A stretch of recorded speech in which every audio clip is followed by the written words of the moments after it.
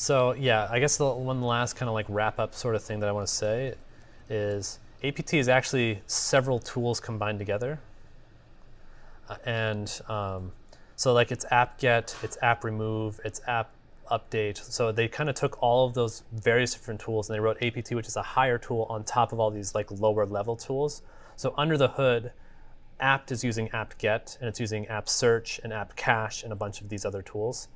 So you can actually use those tools directly as well. It's just apt is meant to be a more user-friendly sort of tool.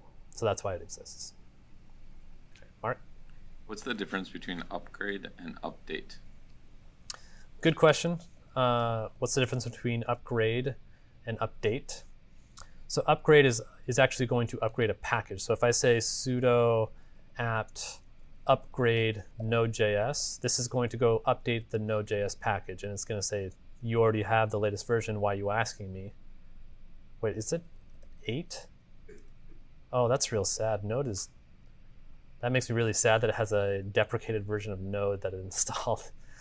But that's what it has on its registry, right? That is something that I guess that bears mentioning is like they're pretty conservative of how they upgrade packages. So in this case, I do not recommend installing Node.js through APT. I would suggest installing it directly from Node or from Node source or something like that.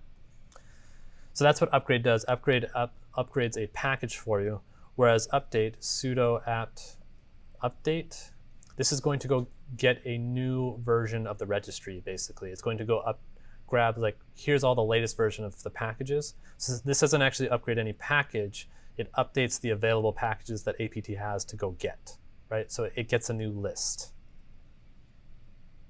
So you can see it goes out there, it finds the package list, it then rebuilds its dependency tree, and it figures everything out that way. So that, yeah, that's the difference between the two. So run update before you run upgrade. What's the package manager for Mac? Homebrew. It's like not official, whereas like Canonical makes the package manager for, or makes APT. Homebrew is a community project, so I think it's homebrew.sh. Nope. Oh, it's brew.sh. There's another one called MacPorts that is much slower, so I definitely recommend Homebrew. And then you can come in and say, like, brew info node.js. Yeah, and you can see this comes from nodejs.org, blah, blah, blah. It installs 14.3, which is a much newer version. And then probably the next question would be, what's the one for Windows?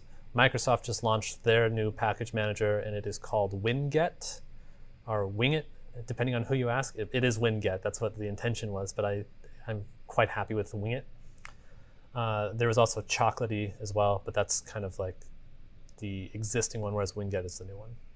Yeah. Is APT and its registries all open source versus like Node and NPM? There's a company behind the registry? How does that work? Yeah, that's a good question. I actually don't know.